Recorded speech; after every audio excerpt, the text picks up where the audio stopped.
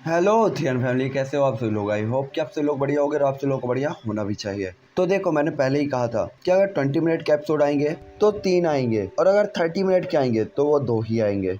तो इसमें कोई भी बवाल करने वाली चीज़ है ही नहीं, ठीक है। साथ ही मैं कल बैटिंग में गया हुआ था तो काफ़ी ज़्यादा थका हुआ भी हूँ, तो उस वजह से ये वीडियो भी लेट हो सकता है। अब मुद्दे की बात पे आते हैं और मैं आप लोगों को पिछला एपिसोड बता देता हूँ। तो पिछले एपिसोड में हमने देखा था कि जुआन जो होता है वो अपनी पावर को बढ़ा लेता है गोल्डन टावर के अंदर कल्टीवेट करते हुए। साथ ही वहाँ पे जोयान उसकी पावर 1 स्टार डाउडी के पीक लेवल के इंटरमीडिएट लेवल पर पहुंच जाती है।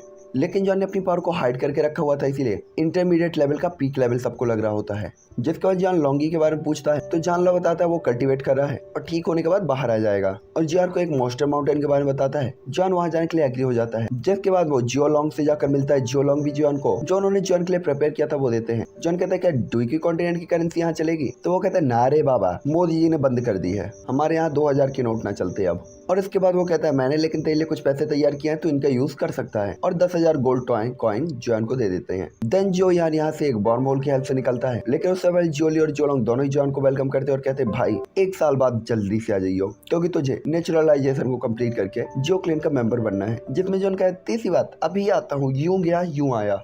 और वॉर्महोल के अंदर एंटर होता है, एक जगह पर पहुंचता है जिसका नाम होता है मुयुन टाउन करके कोई टाउन था, जो कि जस्ट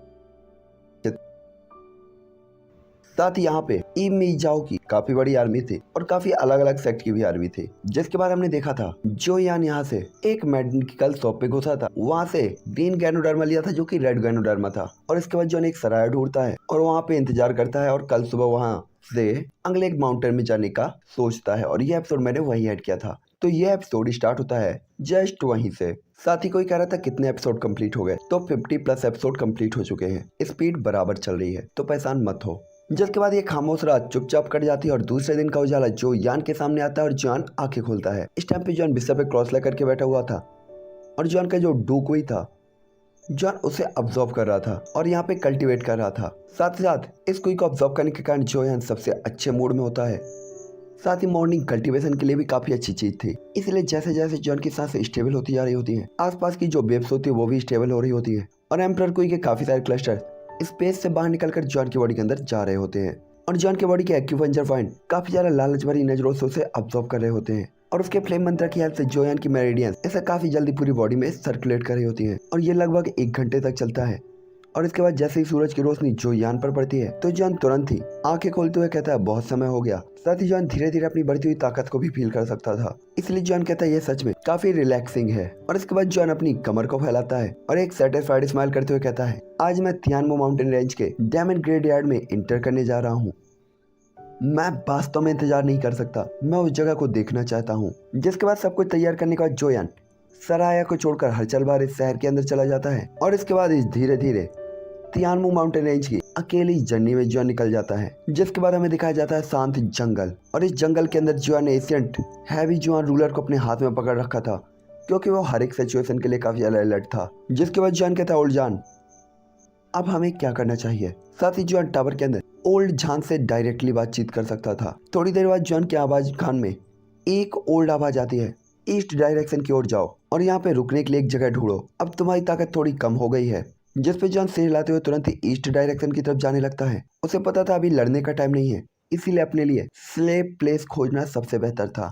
जिसके बाद जॉन काफी ज्यादा स्पीड के साथ सामने की डायरेक्शन में दौड़ता हुआ जाता है और अचानक एक जगह पर रुकते हुए कहता है ये यहाँ है।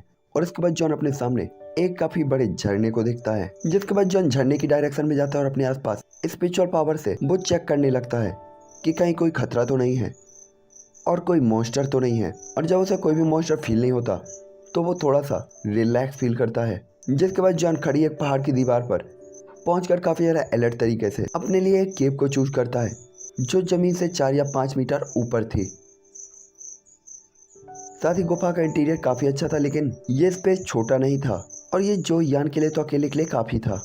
और कुछ टाइम तक केव की जमीन को अलर्ट तरीके से स्कैन करने के बाद जो यान को यहाँ पे किसी भी मैजिकल बीच द्वारा छोड़ा गया कुछ भी नहीं मिलता। जिसके बाद जो यान थोड़ा सा राहत की सांस लेते हुए जियो लॉन्ग द्वारा दी गई स्टोरेज रिंग से तैयार किए गए चीजों को बाहर निकालता है और उसके बाद केव के अंदर एक सूखा बिस्तर अपने लिए तैयार करता है और कुछ जरूरी रहने के लिए सामग्रियों को यहाँ पे रखते हुए जो यान गुफा के एंट्रेंस गेट में एक बड़ी सी चट्टान लगा देता है और हल्की सी जगह छोड़ता है कि केवल एक ही पर्सन इससे आ सके और जा सके। साथ ही जॉन को यहाँ काफी टाइम बिताना था, इसीलिए सिक्योरिटी सबसे इम्पोर्टेंट चीज थी। और ऐसा करने के बाद जॉन अपने हाथों से धूल को थपेलता है और अंधेरी केव को देखता है तो स्टोरेज रिंग से 3 मून्स को निकालकर जोयान स्टोर के ऊपर यानी केव के ऊपर लगा देता है, जिससे पूरे ही केव के अंदर उजेला हो जाता है। जिसके बाद पूरी तरीके से खुद के द्वारा तैयार की गई नई केव को देखते हुए जोयान काफी खुश हो रहा होता है। जिसके बाद जोयान कल्टीवेट करने के लिए अपने बेड पर बैठकर वापस से कल्टीवेशन की सील को बना लेता है, क्योंकि मॉर्निंग जर्नी में जोयान ने अपनी काफी सारी ओरिजिन कुई को खो दिया था।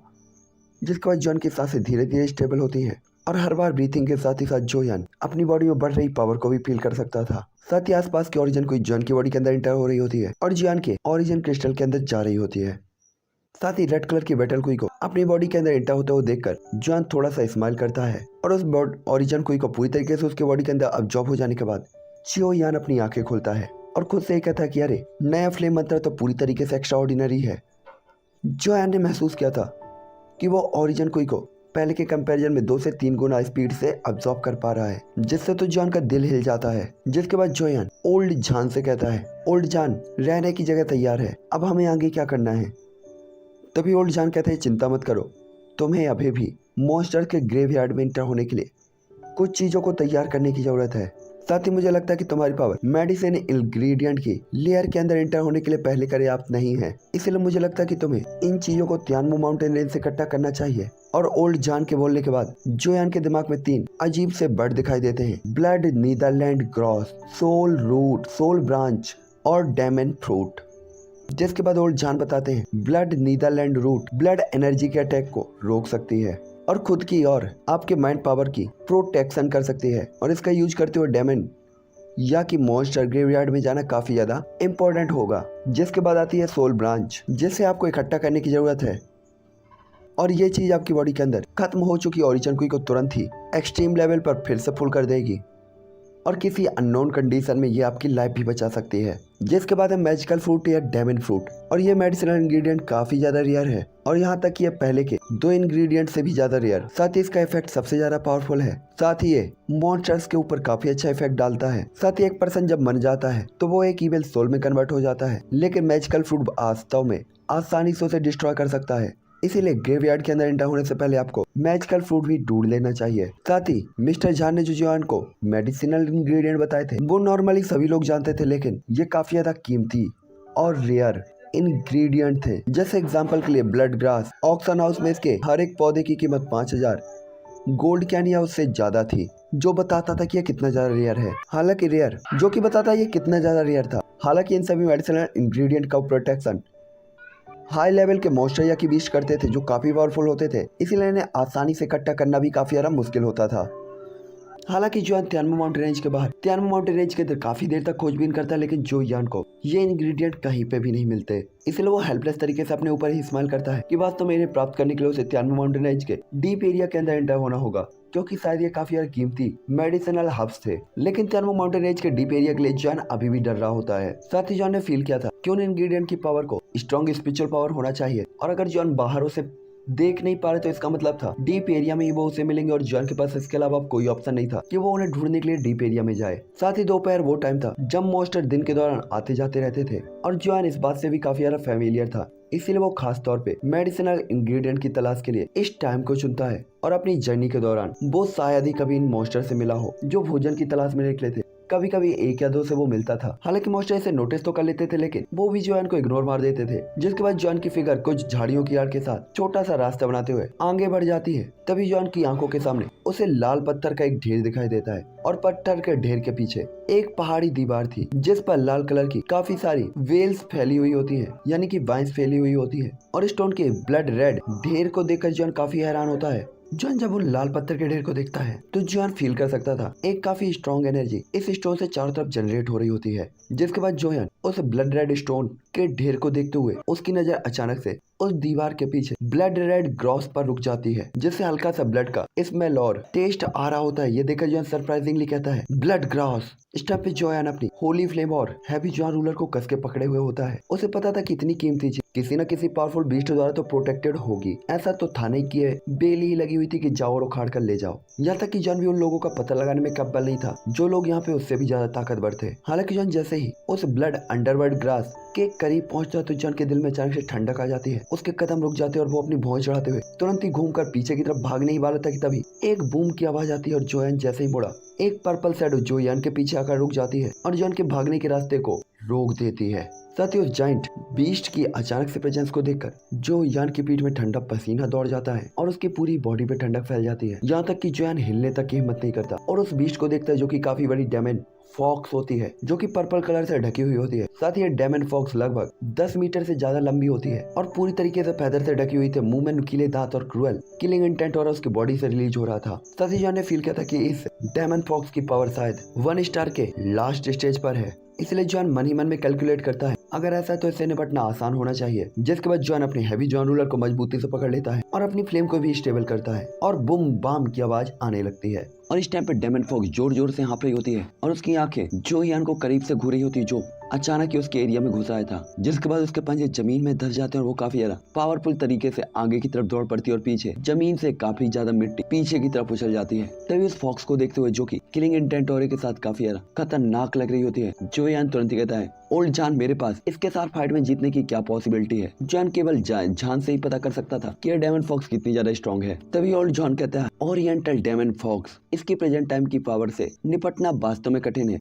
और जीतने की पॉसिबिलिटी मोस्ट ऑफ 30% होनी चाहिए, लेकिन ये ब्लड ग्रास ये भी काफी रेयर है और मुझे लगता है कि तुम्हें ये चांस नहीं चूकना चाहिए। जिसके बाद जोयान डेमन फॉक्स के ऊपर अपना ध्यान फोकस करता है क्योंकि अब फाइट के अलावा कोई भी ऑप्शन नहीं था। साथ ही जॉन ने देखा था इस डेमन फॉक्स के पेट के नीचे एक काफी खतरनाक निशान था और उस निशान से डेमन फॉक्स के बॉडी से ब्लड बह रहा होता है। साथ ही उस खतरनाक घाव को देखते हुए जॉन ये अंदाजा लगा सकता था कि किसी पावरफुल मैजिकल बीस्ट के पंजे से इंजर्ड हुई है। साथ ही इंजर्ड मैजिकल बीस्ट भी काफी ज्यादा खतरनाक होते थे और ऐसा कहा जा सकता था कि बदकिस्मत जोयान अभी अभी एक इंजर्ड डेमन फॉक्स के एरिया में घुस आया था। जिसके बाद जॉन कहता है ऐसा लगता है कि ब्लड ग्रास ने काफी सारे एनिमीज को अट्रैक्ट किया है और उस मॉन्स्टर को भी जिसने इसे ये चोट पहुंचाई है वो ब्लड ग्रास पसंद थी, लेकिन शायद इस डेमन फॉक्स ने उसे भी निपटा दिया। तथा इस टाइम पे उस घाव को देखते हुए जॉन की आंखें सिकुड़ी हुई होती है और हार्ट बीट काफी फास्ट होती है क्योंकि नॉर्मल सिचुएशन में उसके लिए इस फॉक्स को हराना इम्पॉसिबल था, जिसकी ताकत लेट स्टेज पर थी ह्यूमन 1 स्टार डाउडी के, लेकिन प्रेजेंट टाइम की सिचुएशन को अब जोयान के हक में कहा जा सकता था। साथ ही जॉन की हरकतें इस बीस्ट को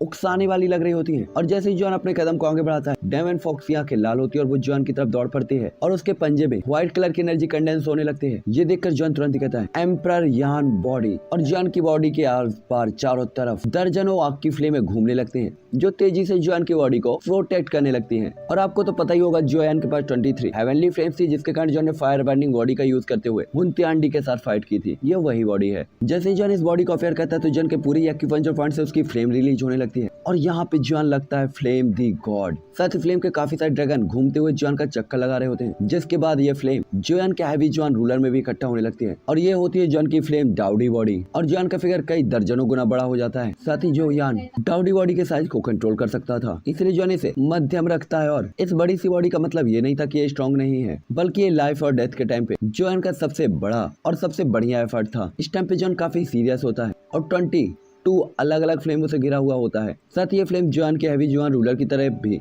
काफी आइकॉनिक वे में घूम रही होती है। जिसके बाद जॉन उससे पावरफुल पावर को कंडेंस करता हुआ डेमन फॉक्स के ऊपर अटैक कर देता है और एक खतरनाक एनर्जी स्टॉर्म सीधा ही डेमन फॉक्स की तरफ उड़ जाता है, जो कि आसपास की चट्टानों को भी पाउडर में बदल देता है। लेकिन वास्तव में नीदरलैंड ब्लड ग्रास के आसपास के एरिया को जरा सा भी नुकसान नहीं हुआ था। ये देखकर जॉन तुरंत ही कहता है क्या मजबूत स्पिरिचुअल पावर है इस इंग्रेडिएंट के अंदर। हालांकि जब जॉन की हेवनली फ्लेम फायर रूलर से कंडेंस होकर आगे की तरफ बढ़ती है तो ये काफी ज्यादा खतरनाक लग रही होती है। साथ ही वो जो डेमन फॉक्स होती है उसे ये झटका जैसे ही लगता है तो वो गुलाटियां खाते हुए काफी दूर तक लुढ़कती हुई जाती है, लेकिन वो तुरंत ही खड़ी हो जाती है और काफी जोर जोर से हाँफने लगती है। ये देखकर जॉन कहता है कितना स्ट्रॉन्ग डिफेंस है इसका। जॉन ने भी हिडन तौर पर खुशी जताई हुई होती है कि अगर ये डेमन फॉक्स इंजर्ड नहीं होती तो उससे भी डर था कि वो उसे बिल्कुल भी झटका नहीं दे पाता। हालांकि जॉन के खतरनाक फ्लेम और पावरफुल हैवी जॉन रूलर के बार बार अटैक के कारण उस डेमन फॉक्स का जो पेट का घाव होता है वो एक बार फिर से ओपन हो जाता है और उससे खून पानी की तरह बहने लगता है, जिससे आसपास की जमीन लाल हो जाती है। साथ ही इसके पास केवल डाउडी की पावर थी, लेकिन दिमाग नहीं था। लेकिन फिर भी ये डेमन फॉक्स अपनी सिचुएशन को जानती थी, इसलिए चिल्लाती हुई घूमती और वहाँ से भाग जाती थी। हालांकि डेमन फॉक्स भागने ही वाली थी कि तभी जॉन के चेहरे पर एक स्माइल आ जाती है और अपनी पूरी ताकत को इसके साथ फाइट करते हुए जॉन ने लगभग एंड कर दिया था। इसीलिए वो धीरे से कहता है, इस पॉइंट तक पहुंचने के बाद मैं तुम्हें कैसे जाने दे सकता हूँ। और उसका हैवी जॉन रूलर एक बार फुल पावर के साथ स्लैश अटैक करता है और जो यान की फिगर अचानक ही भागती हुई फॉक्स से 10 मीटर दूर अपेयर होती है। और जैसे ही जो यान का रूलर उस पे अटैक करता है तो वो डेमन फॉक्स उल्टा उड़ती हुई जाती है और जमीन में घिसटते हुए 100 फीट लंबी खाई बन गई होती है और आसपास के पेड़ पूरी तरीके से टूटकर बिखर जाते हैं। जिसके बाद डेमन फॉक्स की बॉडी से धमाके की आवाज निकलती है और उसका मांस और ब्लड चारों तरफ फैलने लगता है। पेट के अंदर की आंतें पहले ही बाहर आ गई होती हैं और ये जगह बिखर गई होती है। और इस खतरनाक अटैक के साथ ही डेमन फॉक्स की चिल्लाने की आवाज धीरे धीरे बंद हो जाती है और उसकी पुतलियां धीरे धीरे बंद होती है। साथ ही उसकी डाउडी बॉडी धीरे धीरे सिकुड़ जाती है और जॉन की बॉडी के सिकुड़ते ही जॉन ने लगभग अपनी सारी एनर्जी को खो दिया होता है। साथ ही अपनी पूरी ताकत और इस लास्ट अटैक के साथ जॉन की पूरी बॉडी सुन्न हो गई होती है। जिसके बाद जॉन जैसे ही जमीन पे उतरता तो जमीन में फैले हुए खून की जरा से भी परवाह नहीं करता और जोर जोर से हाँफते हुए जमीन पे ही लेट जाता है। और काफी देर तक पत्थर के ढेर पर लेटे रहने के बाद जोयान अपनी कुछ ताकत को हासिल करने के बाद अपना सिर उठाता है और उस लोमड़ी की डेड बॉडी को देखता है। जिसके बाद जॉन कहता है, अगर ये इसके लिए पेन के लिए नहीं होता जिसके कारण ये लगभग पागल हो गई थी, तो इस थॉट के साथ कि वो कभी भी 1 स्टार फाइटिंग एम्परर के पीक लेवल से इसे कभी भी नहीं मार पाता। तभी जान लाओ तारीफ करते हुए कहता है, छोटे साथी ये बुरा नहीं है, वास्तव में तुमने 1 स्टार फाइटिंग एम्परर के लेटेस्ट स्टेज के इंटरमीडिएट लेवल के मैजिकल बीस्ट को इतनी आसानी से मार दिया। हालांकि वो इंजर्ड था लेकिन उसकी अटैक की पावर वीक नहीं थी। और ऐसा कहते हुए वो जोयान की तारीफ करने लगता है। हालांकि उसे पता था कि लोमड़ी इंजर्ड थी, लेकिन ये जोयान की एक्स्ट्राऑर्डिनरी फाइटिंग एबिलिटी के लिए नहीं होता तो जॉन अभी भी इससे डील नहीं कर पाता। हालांकि आधे घंटे बाद जॉन आंखें खोलता है। उसकी हथेलियां अभी भी थोड़ी शून्य थी, लेकिन उसकी बॉडी के अंदर की ओरिजिन कोई कुछ हद तक धीरे धीरे भर गई होती है। जिसके बाद जॉन कहता है, यहाँ की एनर्जी सच में काफी अच्छी है और वहाँ से खड़ा हो जाता है। साथ ही उसका प्रेजेंट टाइम का फ्लेम मंत्र उसके ओरिजिन कोई की इतनी ज्यादा यूज को बर्दाश्त नहीं कर सकता था। जिसके बाद जॉन कहता है, क्योंकि मेरी लगभग पूरी ओरिजिन कोई खत्म हो गई थी, अगर 10 मिनट तक ये फाइट और चलती तो मुझे लगता था इस फॉक्स की बजाय मरने वाला पर्सन मैं होता। जिसके बाद जॉन कहता है, ठीक है, मेरा फ्लेम मंत्र क्योंकि अपग्रेड हो चुका है तो इसकी प्रेजेंट टाइम की एनर्जी का यूज अब कुछ भी नहीं है। साथ ही जान लाओ ने पहले ही कहा है कि ये फ्लेम मंत्र बाजी तियांजू, इसके अंदर 8 फ्लेम मंत्रास हैं और इनमें से केवल मैंने फ्लेम मंत्रा को ही सीखा है और अगर मुझे इन्हें अपग्रेड करना है तो मुझे तीनों मिस्टीरियस चीजों को ऑब्जर्व करना होगा, जिसके बाद ही मैं इसे पावरफुल बना सकता हूँ और भी ज्यादा एनर्जी को यूज कर पाऊंगा। जिसके बाद जॉन अफसोस करते हुए कहता है, मुझे नहीं पता ये अलग अलग फ्लेम्स और बाकी की चीजें मुझे कहाँ और कब मिलेंगी। साथ ही जॉन काफी ज्यादा उम्मीद से ऐसा कह रहा होता है, क्योंकि अगर ये उसे नहीं मिला तो ये फ्लेम मंत्रा डाउडी कॉन्टिनेंट के अंदर जोयान की सबसे बड़ी वीकनेस भी बन सकता था। जिसके बाद जोयान ब्लड नीदरलैंड ग्रास को जेट की बोतल के अंदर स्टोर कर लेता है और इसके अंदर की एनर्जी को फील करते हुए जोयान की पूरी बॉडी कांपने लगती है। जिसके बाद जॉन अपनी स्पिरिचुअल पावर से आसपास की जगह को स्कैन करता है तो उसे पता चलता है यहाँ काफी सारे रेयर मेडिसिनल इंग्रेडिएंट भी है। इसलिए जॉन तुरंत इन्हें इकट्ठा करने के लिए कूद पड़ता है। जिसके बाद जॉन कहता है, यहाँ वास्तव में जूलिंग ब्रांचेस हैं, ये सचमुच काफी ज्यादा इजी है। और इस टाइम पे जॉन यहाँ पे 2 टाइप की मेडिसिनल इंग्रेडिएंट को पाकर काफी ज्यादा खुश था। जिसके बाद जॉन यहाँ से स्पिरिट ब्रांच या कि सोल ब्रांच को भी इकट्ठा कर लेता है और आसपास से कुछ और भी इंग्रेडिएंट को इकट्ठा करते हुए जॉन स्टोरेज रिंग के अंदर डाल लेता है। जिसके बाद जॉन अपनी स्टोरेज रिंग से एक डैगर निकालता है और ओरिएंटल डेमन फॉक्स के पास जाता है और उसका सिर काट लेता है। सिर काटने के बाद जॉन को उसके सिर के अंदर से एक पर्पल कलर का मैजिकल कोर दिखाई देता है। तो जॉन कहता है, तो ये मैजिकल कोर यहाँ पर है और उस कोर को रख लेता है। ये पहला जोयान का मैजिकल कोर था। जिसके बाद जॉन कांपते हुए हाथों के साथ उसे स्टोरेज रिंग में रख लेता है, क्योंकि जॉन को पूरा भरोसा था ओरिएंटल डेमन फॉक्स के इस मॉन्स्टर कोर को वो कम से कम बाजार के अंदर 2000 गोल्ड कॉइन के अंदर तो सेल कर ही सकता था। लेकिन उससे भी ज्यादा ये मॉन्स्टर कोर एल्केमिस्टों द्वारा खरीदे जाते थे और जॉन के पास जो मैजिकल कोर था उसके बारे में जॉन स्वाभाविक तौर पर स्पष्ट था कि अगर उसे इसकी जरूरत पड़ी तो वो फ्यूचर में पिल रिफाइनमेंट में भी इसका यूज कर सकता था। जिसके बाद जॉन कहता है, चलो मैं कल आखिरी बची हुई इंग्रेडिएंट को ढूंढूंगा जो कि मैजिकल फ्रूट है। और ऐसा कहते हुए जोयान आखिरी के इंग्रेडिएंट के बारे में कल के ऊपर इसे छोड़ देता है। जिसके बाद जॉन जंगल से होता हुआ उसी झरने के पास पहुंच जाता है जहाँ में जोयान ने रुकने के लिए जगह बनाई थी। इस टाइम पे जॉन क्योंकि खून से लथपथ होता है, लेकिन जोयान ने एक अजीब से लेयर से अपने आप को प्रोटेक्ट कर रखा था जिससे उस ब्लड की स्मेल को कोई भी छू या सूंघ नहीं पा रहा होता। और ये जंगल के अंदर जरूरी भी था कि अपने ऑरे को आप हाइड रखें। हालांकि निश्चित दूरी तक जॉन चलने के बाद अचानक ही उसके कदम रुक जाते, क्योंकि उसे लग रहा था कि उसके लेफ्ट साइड से उसे कोई धीमी आवाज आई है। तो जॉन तुरंत से उस जगह पर देखता है। जिसके बाद जॉन सीधे जंगल की तरफ चला जाता है और धीरे धीरे घास के बीच से देखता है और जॉन के छिपे रहने के कुछ ही टाइम के बाद दो फिगर्स जॉन की नजरों में दिखाई देती हैं और जब जो यान की नजर उन दोनों फिगर्स की बॉडी पर पड़ती है तो जॉन काफी ज्यादा कोल्ड वर्ड में कहता है ये इमोजियाओ के मेंबर्स हैं, क्योंकि जॉन ने उन दोनों की चेस्ट के ऊपर क्लेन सिंबल को देखा था और जॉन को याद आता है कि उस दिन इन्हीं लोगों ने उसके ऊपर घात लगाकर अटैक किया था। तभी वो दोनों बात करते हैं, मुझे लगता है कि हमें यहीं रुकना चाहिए, अगर हम नीचे जाएंगे तो हम त्यानमू माउंटेन रेंज के अंदर ही एंटर नहीं कर पाएंगे और अगर हम वहाँ एंटर करते हैं तो वहाँ के मॉन्स्टर्स हमें मौत के घाट उतार देंगे। और ऐसा कहते वो बंदा काफी ज्यादा टेंशन में दिखाई देता है। तभी उसकी बात को सुनकर दूसरा हाफ एजेड मैन हेल्पलेस होकर कहता है, अरे जो यान नाम का वो बच्चा कहाँ छिपा हुआ है, काश वो बच्चा मुझे मिल जाए। तभी पहला बंदा कहता है, तुम उस बच्चे की तलाश क्यों कर रहे हो सकता है कि उसे किसी मॉन्स्टर ने मार दिया हो और खाकर पोटी में बदल दिया हो। ये देखकर दूसरा बंदा कहता है, हो सकता है कि ये पॉसिबल हो, उस लड़के की एज ज्यादा नहीं है और उसे एक्सपीरियंस ही कितना है। खैर इसे भूल जाओ, आज यहाँ पे खोजी गई चीजों के बारे में हमें वापस जाकर रिपोर्ट करनी चाहिए और इसके बाद हम कल फिर यहाँ पे आएंगे। और ऐसा कहते वो डीप फॉरेस्ट डार्क फॉरेस्ट की तरफ देखते हुए अपनी भौहें चढ़ा लेता है। साथ ही जॉन जब हाफ एजेड मैन को अपना नाम लेते हुए सुनता तो वो चौंक जाता है कि ईमो सेट के लोग वास्तव में उसे ढूंढ रहे हैं, लेकिन इस बार उसका पता इन्हें किसने बताया। इस टाइम पे जॉन इन दो हाफ एजेड मैनों को देख रहा होता है जिनकी ताकत 1 स्टार डाउडी के जूनियर लेवल पर थी, इसलिए इनसे डील करना ज्यादा कठिन नहीं था। हालांकि जैसे ही वो हाफ एजेड मैन जाने के लिए मुड़ता है कि अचानक उसके फेस इंप्रेशन बदल जाते हैं और उसे ऐसा लगता है जैसे उसके सिर के ऊपर बिजली गिरने वाली हो, जिससे वो अपनी पावरफुल पंच को क्रिएट करके हवा के ऊपर मार देता है। लेकिन उस पावरफुल वाइल्ड फोर्स वो उनकी उम्मीदों से भी ज्यादा खतरनाक था, जिससे उनका चेहरा पीला पड़ जाता है और वो ब्लड की वॉमिटिंग करने लगते हैं। तभी दूसरा बंदा देखकर तुरंत कहता है उसे मार डालो और इस टाइम पे उसका साथी वो भी पूरी तरीके से हैरान होता है। जिसके बाद वो चिल्लाते हुए उस फिगर को देखता है जिसने पहले वाले बंदे के ऊपर अटैक किया था। उसने देखा था उस बंदे की कोहनी ने हाफ एजेड मैन के गले के ऊपर जोर से अटैक किया था, जिसके कारण एक ही अटैक में वो बेचारा बंदा बिना किसी ढाल के पावरलेस होकर जमीन में गिर जाता है। और अचानक कोई अटैक को देखकर हाफ एजेड मैन, जिसकी मौत केवल 6 या 7 सेकंड में हो गई थी, दूसरा अंधा अभी तक सदमे से ही नहीं उबर पाया था कि उसका साथी जो अभी उससे बात कर रहा था मर गया।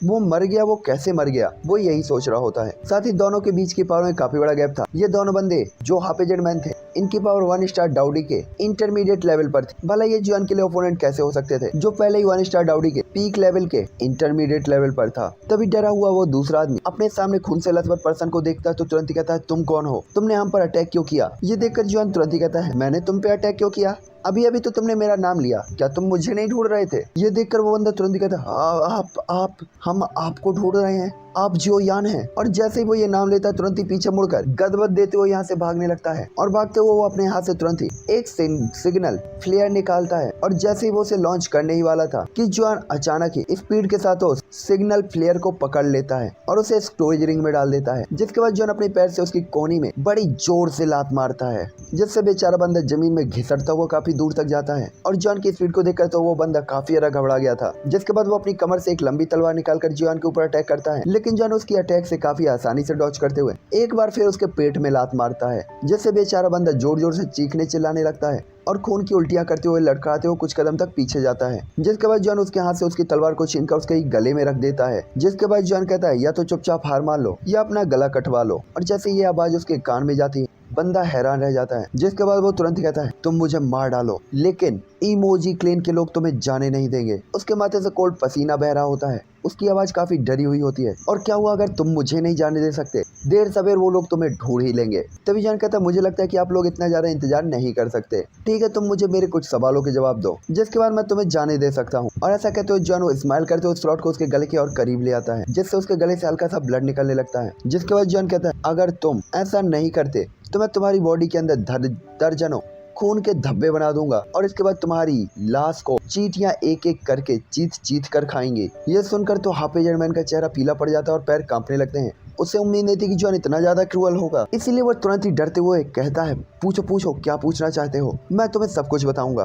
तभी जॉन कहता है, मुझे ये बताओ तुम्हें मेरा ठिकाना कैसे पता चल जाता है। यह सुनकर वो बंदा तुरंत कहता है, हमें अभी अभी आपको पकड़ने के लिए सीनियर से ऑर्डर मिला और आपके ठिकाने के बारे में भी हमें सीनियर ने ही बताया है। साथ ही सीनियर को आपके ठिकाने के बारे में कैसे पता चला ये तो मुझे भी नहीं पता। साथ ही उस पर्सन के इंप्रेशन को देखते हुए जॉन को लग रहा होता है कि ये झूठ नहीं बोल रहा। तभी जॉन कहता है, तुम्हारे डेमन सेक्ट ने मुझे पकड़ने के लिए कितने लोगों को भेजा है। ये सुनकर तो वो बंदा थोड़ा सा हेल्पलेस तरीके से कहता है, क्योंकि हमें सीनियर से ऑर्डर मिला आपको पकड़ने के लिए, इसीलिए मुझे लगता है मोयून टाउन के डेमन सेक्ट के सभी मेंबर्स को भेज दिया गया है। ये सुनकर जॉन कहता है, मुझे उनसे इतना शोर मचाने की उम्मीद नहीं थी, आप सचमुच मेरे बारे में बहुत ज्यादा सोचते हैं। और ऐसा कहते हुए जॉन की आंखों में किलिंग इंटेंट और दिखाई देने लगता है। और जॉन कहता है, आखिरी सवाल, मोयून टाउन के लोग, उनकी पावर क्या है। ये सुनकर वो बंदा तुरंत कहता है, मोयून टाउन में इमोजियाओ डेमन सेट के 50 से ज्यादा लोग हैं। उनमें से 30 से ज्यादा लोग मेरे जैसे हैं और उनमें से ज्यादातर की पावर 1 स्टार डाउडी के इंटरमीडिएट लेवल पर है। और जहाँ तक 20 या उससे ज्यादा लोगों की बात है, उनकी पावर 1 स्टार डाउडी के लेट स्टेज पर पहुंच चुकी है। और केवल सब हॉल मास्टर उनकी पावर 2 स्टार इंटरमीडिएट लेवल पर है और उनकी ताकत काफी ज्यादा पावरफुल है। और ऐसा कहते हो वो हाफिजरमैन अपनी आंखों को घुमाता है और उसके हाथ में एक खंजर अफेयर होता है। तभी जॉन कहता है ओह, और थोड़ा से हिलाता है और इसके बाद स्माइल करते हुए जॉन कहता है ऐसा लगता है कि आप भी जानते हैं कि मैं तुम्हें जिंदा नहीं जाने दूंगा। ये देखते वो हाफिजरमैन तुरंत ही चिल्लाते हुए कहता है गो टू हेल, और उसका खंजर जोयान की चेस्ट की तरफ आता है। लेकिन जॉन पीछे हट जाता है और तुरंत ही उसकी लॉन्ग स्वॉर्ड ब्लड मार्क को क्रिएट करती है और हाफिजरमैन का गला लेफ्ट राइट हो जाता है। जॉन इस बंदे को जिंदा जाने तो नहीं दे सकता था क्योंकि ये ज्यादातर लोगों को अट्रैक्ट करता जो जोयान को ढूंढने के लिए आ सकते थे। जिसके बाद जॉन उसकी डेड बॉडी को खाई में फेंकते हुए कहता है ओल्ड जान, मुझे लगता है कि डेवन ग्रेवयार्ड में जाने की मेरी जर्नी को मुझे फास्ट करना होगा। ये सुनकर आवाज आती है ठीक है, ये वास्तव में थोड़ा स्ट्रिक्ट होना चाहिए। और जॉन के रिंग के अंदर गोल्डन टावर से आवाज आती है और जान लाओ हल्का सा स्माइल करता है। तभी जॉन कहता है मैं बस इस बात का वेट कर रहा हूँ कि डेमन ग्रेवयार्ड के अंदर ऐसा क्या है जो 1 स्टार डाउडी को 2 स्टार डाउडी में ब्रेक थ्रू करा सकता है। साथ ही जॉन को पता था उस लेवल तक पहुंचने के बाद उसे ज्यादातर लोगों से डरने की जरूरत नहीं थी, इसलिए जॉन जल्द से जल्द उस लेवल को ब्रेक थ्रू करना चाहता था। जिसके बाद हमें डेमन क्लाउड टाउन दिखाया जाता है जहाँ पे डेमन सेट की एक ब्रांच थी और यहाँ के हॉल के अंदर का माहौल काफी अजीब था और कुछ पावरफुल पर्सन यहाँ पे बैठे हुए होते हैं। और ये मोन टाउन के डेमन सेट की ब्रांच के पावरफुल लोग थे और हॉल के ऊपर थोड़े से उदास चेहरे वाला एक हाफिजरमैन बैठा हुआ होता है और उंगलियों से मेज को थपथपा रहा होता है। जिसके बाद वो बोलता है मुझे खबर मिली है कि आज भेजी गई टीम के 2 लोग गायब हैं और वो तियानमू माउंटेन रेंज में गायब हुए हैं। और ऐसा कहते हुए उसकी आवाज काफी ज्यादा अजीब और उदास होती है और यही डिप्टी हॉल मास्टर होता है जिसकी उस बंदे ने बात की थी। तभी एक बंदा कहता है डिप्टी हॉल मास्टर, शायद उन पर किसी मॉन्स्टर ने अटैक किया होगा। और ये एल्डर जानता था कि माउंटेन में डेमन्स का अटैक करना यानी मॉन्स्टर्स का अटैक करना और लोगों का मरना तो नॉर्मल बात है। तभी एल्डर की बात को सुनकर हाफिजरमैन जो कि डिप्टी चीफ था और इसका नाम हुआ यू था, वो तुरंत ही कहता है यदि आप किसी डेमन्स के अटैक का सामना करते हैं तो आपको कुछ निशान तो मिलने ही चाहिए। लेकिन वहाँ पे उन्हें ढूंढने के लिए गए लोगों ने उस एरिया को काफी अच्छी तरीके से खोजा है, लेकिन उन दोनों के बैटल का कोई भी निशान वहाँ नहीं मिला। और आखिरकार वो नए सिखिया तो नहीं है जो कोई गलती करेंगे। मुझे लगता है कि उनके ऊपर किसी ने अटैक किया है और शायद इसे उसी पर्सन को होना चाहिए। तभी एल्डर कहता है वो सिर्फ एक नया आया हुआ पर्सन है, जबकि उन दोनों बंदों की पावर 1 स्टार डाउडी लेवल के इंटरमीडिएट लेवल पर थी। ये भरोसा करना अभी भी कठिन है कि केवल उसने उन दोनों को मार डाला। तभी वो डिप्टी हॉल मास्टर कहता ठीक है, अब इस बात पे बात नहीं करते, तियानमू माउंटेन रेंज में खोजने के एरिया को और बढ़ा दिया जाए और किसी को भी गलती करने की कोई भी इजाजत नहीं है। हमें उस पर्सन को कम से कम टाइम के अंदर ढूंढना है। और ऐसा कहते हुआ यू अपनी मुट्ठी को कस लेता है। साथ ही उसके इन्फॉर्मेशन के अकॉर्डिंग जोयान केवल 1 स्टार डाउडी था जो अभी डाउक्यू कंटिनॉट से आया था, इसीलिए कुछ ही महीनों के अंदर वो 1 स्टार डाउडी के इंटरमीडिएट लेवल के 2 लोगों को बिल्कुल भी नहीं मार सकता था। और अगर उसके लिए वास्तव में वो दोनों ओपोनेंट नहीं है तो कोई भी सरप्राइज नहीं था कि मेन हॉल के एल्डर ने उसे इतनी अर्जेंटली पकड़ने के लिए कहा था। जिसके बाद हमें जॉन की केव दिखाई जाती है जहाँ पे गोल्डन टेम्पल या की टावर धीरे धीरे तैर रहा होता है और उसके चारों ओर हल्की सी लाइट घूम रही होती है और काफी एशियंट एटमॉस्फेयर लग रहा होता है। जिसके बाद जॉन कहता है जान आपने कहा था कि आपके चारों ओर लाइट के जो ये 4 पिलर है ये बैटल स्किल हैं। इस टाइम पे जोयान इस टावर के दूसरे लेयर यानी स्किल लेयर पर होता है और एल्डर जॉन के बगल पे थे। और इसके बाद जॉन 4 लाइट की रेस की तरफ देखते हुए बात करता है और ये बैटल स्किल जो कि हेवनली रैंक को क्रॉस कर चुके थे जॉन इन्हें काफी सरप्राइजिंगली देख रहा होता है और उसकी आंखें साइन हो रही होती हैं क्योंकि उसके प्रेजेंट टाइम के फाइटिंग स्किल डाउडी कॉन्टिनेंट में बकवास थे और फाइट करते टाइम जॉन इन स्किल्स पर भरोसा नहीं कर सकता था। और अगर उसके पास यहाँ पे हैवी जोआन रूलर नहीं होता तो वो कभी डेमन फॉक्स से जीत भी नहीं पाता। और बैटल स्किल्स जॉन के लिए अभी भी एक बड़ी समस्या थे जिनकी जॉन को तत्काल आवश्यकता थी। तभी ओल्ड जॉन कहते हैं ठीक है, हेवन लेवल के ऊपर के बैटल स्किल्स कल्टीवेट किए जा सकते हैं और ये अर्थ लेवल, वर्ल्ड लेवल और होली लेवल है। हालांकि प्रेजेंट टाइम की पावर के साथ आप बैटल स्किल बिल्कुल नहीं सीख सकते, यहाँ तक कि केवल आप उन्हें बर्बाद ही करेंगे। इसलिए जब तक आप ऐसा करने के लायक बन जाते हैं मैं आपकी मदद करूंगा और अपनी बॉडी को रिवाइज करते हुए और भी स्किल्स को तैयार करूंगा। जिस पे जॉन सिर हिलाते हुए ओल्ड जॉन को काफी ज्यादा रिस्पेक्टेडली देख रहा होता है और कहता है धन्यवाद मिस्टर जॉन, क्योंकि ये इस टाइम पे बिल्कुल ओल्ड एल्डर यालाओ की तरह जो उसकी सारी जरूरतों को पूरा किया करते थे और उसकी हमेशा हेल्प किया करते थे। तभी ओल्ड जॉन कहता है तुम्हारे पास जो भी स्किल्स है वो मुझे दो, मैं उन्हें अपग्रेड करने की पूरी कोशिश करूंगा। जिस पे जोयान तुरंत ही से हिलाते हुए अपनी सारी बैटल स्किल्स ओल्ड जॉन को सौंप देता है। तभी ओल्ड जॉन कहता है तुम सबसे पहले राइट हैंड की उस बैटल स्किल को सीखने के लिए कोशिश कर सकते हो। जिस पे जॉन से हिलाते हुए राइट साइड की उस बॉल की तरफ चला जाता है जो कि हल्की ब्लू कलर की थी। जिसके बाद जॉन उसके ध्यान में देखता है तो अंदर रेड कलर का स्क्रॉल होता है जिसके अंदर काफी नशीली पावर थी। जिसके बाद जॉन कहता है क्या ये बैटल स्किल हेवन रैंक को क्रॉस कर चुका है। और जॉन उसे रेस को पकड़ लेता है और इस बैटल स्किल को निकालता है और जैसे ही जॉन इस बैटल स्किल को टच करता है तो ये लाइट में बदलकर जॉन की बॉडी के अंदर चला जाता है और काफी ह्यूज क्वांटिटी में इंफॉर्मेशन जॉन की दिमाग के अंदर जाने लगती है। जिसके बाद जॉन इसका नाम याद करता है जो कि होता है फ्लेम ब्लास्ट। तभी जॉन इस अजीब नाम को पढ़ता है तो उसे लगता है कि शायद इसका कल्टीवेशन वो हैवी जॉन रूलर के साथ कर सकता है और अपनी अलग अलग फ्लेमों के साथ वो इसे मिलाकर दोनों को